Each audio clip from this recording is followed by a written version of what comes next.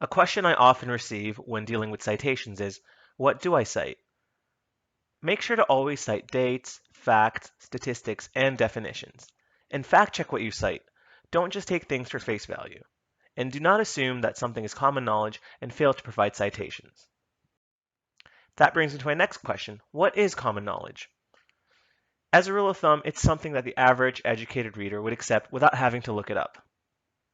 Your audience, however, may be familiar with your course material, so some specific information may also be considered common knowledge. So know your audience and check with your professors and/or TAs. Again, as a rule of thumb, always ask yourself, did I know this before I started my research? That'll usually dictate whether it's common knowledge or not. These are a few examples of in-text citations. The first one is a direct statistic available in a paper. The second one is a quotation which has a statistic within it. Again, has the page number and the citation. The third paraphrases information and thus only has the author's name as the in-text citation. With citations and plagiarism, the most frequent academic integrity issue leading to plagiarism is a lack of citations. Now, there is a big difference between making a mistake in your citations and not including citations at all. If you're unsure, it is safer to cite the information. Now, a quick case study that I'm going to leave on the screen for a bit is a passage that I found, and my question to you is, what needs a citation within this? Again, I'll leave it up for a bit so you can have a read and decide what you think requires citations in this passage.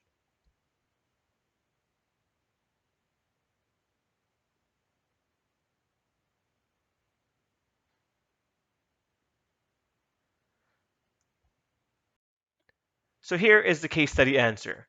I've highlighted in yellow what I think needs citations. And why do I think these need citations? It's because these deal with statistics and, once again, something that isn't common knowledge, something I would not know prior to reading this. In academic integrity issues, there are some gray areas. Always, always, always tread carefully. Collaboration is good. Collusion is bad. Students are competitive, but trust their friends, and sometimes this lands them in hot water.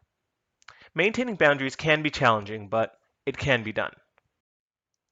So in terms of the gray areas, it's okay to talk about assignments with peers. It's how you discuss what the expectations are of the assignments. It's okay to look at others' essays as models of structure and style. It's also okay to write a group assignment together when group work is assigned.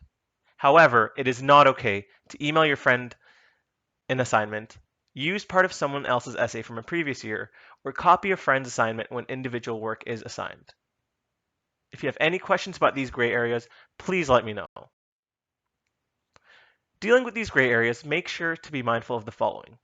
Using ideas from your own notes that were taken from a source without proper citation. Again, do not assume it's common knowledge just because it was provided in lecture. Working too closely with another student on an individual assignment so that the end result is too similar or identical. This can land you in trouble regarding plagiarism and academic integrity as well. Receiving editing help that results in the work no longer being the student's own.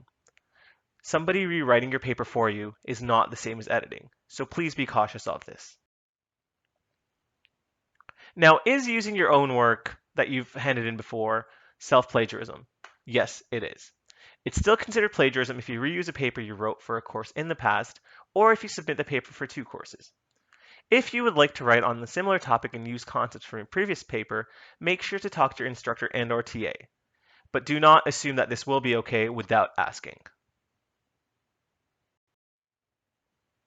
Now, being accused of plagiarism is a big deal at U of T and universities across the board. And in this case, imitation is not flattery. There are a few frequently asked questions in regards to plagiarism and academic offenses. The first is, are we going to tell your parents that you committed an academic offense? No. With a few exceptions, all of your interactions with the university are confidential unless you give written permission. All written correspondence will be emailed to your utoronto.ca email address. If we cannot reach you by email, we may contact you by phone, but will never provide any information to anyone but you about the reason for the call. We have a page for family, friends, and counsel which provides general information about academic integrity and student confidentiality.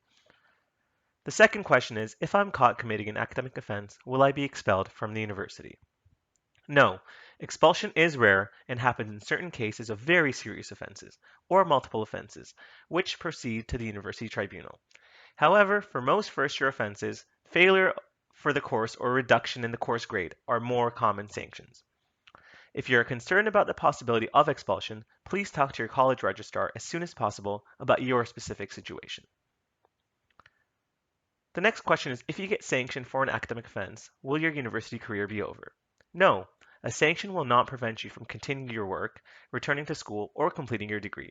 In many cases, a sanction is a reminder to work on improving your writing or study habits for your future courses and to balance your academic commitments. Your college registrar, once again, can help you with this and help you prepare for possible outcomes and assist you with your academic planning. Also, a question we get is it cheating if a tutor helped me with my assignments? It depends on what help you are receiving. If your tutor or editor identifies mistakes in your assignment, gives you feedback, or shows you how to improve your study habits and test-taking skills, that's okay. Tutors should not be correcting mistakes for you or inserting content into the assignment for you. It is up to you to do that. Another question is, my friend copied my assignment. Am I in trouble? Yes, you have committed an offense if you have helped or made it possible for someone else to commit an academic offense. If you gave or sold somebody an essay which they submitted as their own, or let somebody copy your answers on an exam, test, or assignment, you may face allegations of academic misconduct. You may even face such misconduct if you loaned your work to another student and they submit it as their own work. You are able to help your friends by explaining concepts or helping them learn, but don't provide them with answers or your own work. You might trust your friends or classmates, but it's best not to trust anyone with your actual pieces of work. Never email an assignment in part or in whole to another person. Next question is, my instructor said that they will be pursuing an allegation of academic misconduct against me. What do I do now? Contact your college registrar. They'll review what to expect from this point forward in the process. They will also discuss with you what the potential impact of a sanction could have on your future academic plans and areas you might not have considered, such as OSAP, residence, access to student services, etc. There is also information on the Academic Integrity website at U of T. The next question is, can I be sanctioned if I've already graduated? Even if you've already received your degree, if the offense was committed while you're a student, you can still be sanctioned for that offense. The university has the power to revoke a student's degree, so please be cautious. And the last question I have is, if I know that someone is cheating, what should I do? Now, it can be a tough decision to report another student for dishonest academic behavior, but doing so helps make sure that the evaluation system remains fair. If it's an exam, immediately speak to the instructor or the exam invigilator. Or if it's during the course, contact your instructor with your suspicions so that they can look for corroborating evidence to support your observations. In other cases, you can contact the Academic Integrity Office. You may request anonymity and your request will be honored, but keep in mind that this may limit the degree to which the allegation can be pursued. The university takes reports like this very seriously and will investigate the matter fully. We like to assume that all of our students are adults who will take responsibility for their actions. So using statements such as, how is it supposed to know that there would be consequence for my actions, is not an optimal way to defend yourself.